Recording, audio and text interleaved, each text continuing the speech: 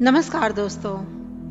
जब भगवान श्री राम अपने धाम को चले उस समय उनके साथ अयोध्या के सभी पशु पक्षी पेड़ पौधे मनुष्य भी उनके साथ चल पड़े।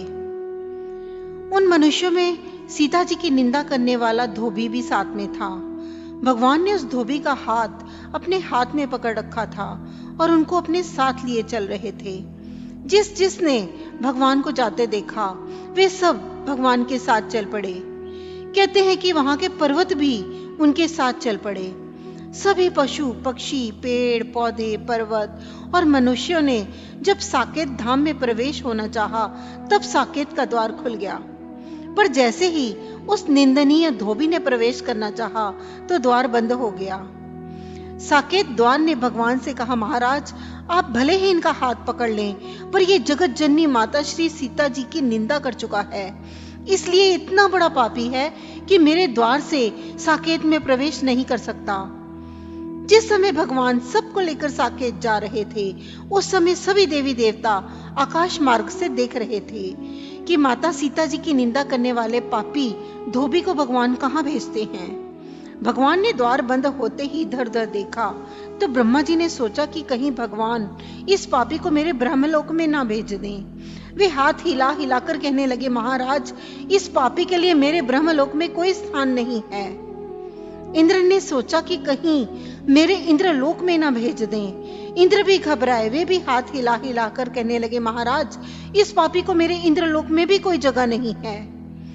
ध्रुव जी ने सोचा कि कहीं इस पापी को मेरे ध्रुवलोक में भेज दिया गया तो इसका पाप इतना बड़ा है कि इसके पाप के बोझ से मेरा ध्रुवलोक गिरकर नीचे आ जाएगा। ऐसा विचार कर ध्रुव जी भी हाथ हिला हिलाकर कहने लगे, महाराज आप इस पापी को मेरे पास भी मत भेजिएगा। जिन जिन देवताओं का एक अपना अलग से लोक बना हुआ था उन सभी देवताओं ने उस निंदनीय पापी धोबी को अपने लोक में रखने से मना कर दिया।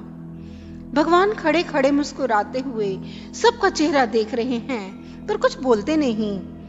उस देवताओं की भीड़ में यमराज भी खड़े थे। यमराज ने सोचा कि किसी लोक में जाने का अधिकारी नहीं है, अब इस पापी को भगवान कहीं मेरे यहाँ ना भेज दें और माता की निंदा करने वाले को मैं अपनी यमपुरी में नहीं रख सकता।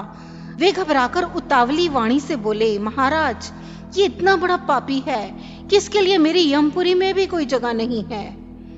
उस समय धोबी को घबराहट होने लगी कि मेरी दुर्बुद्धि ने इतना निंदनीय कर्म करवा दिया कि यमराज भी मुझे नहीं रख सकते। भगवान ने धोबी की घबराहट देखकर धोबी की ओर संकेत से कहा, तुम घबराओ मत, मैं अभी तुम्हारे लिए एक नए साकेत का निर्माण करता हूँ। तब भगवान ने उस धोबी के लिए कलक साकेत धाम बनाया। यहाँ एक चौपाई आती है, सिय निंदक अघ ओघ नसाए लोक बिसोक बनाई बसाए।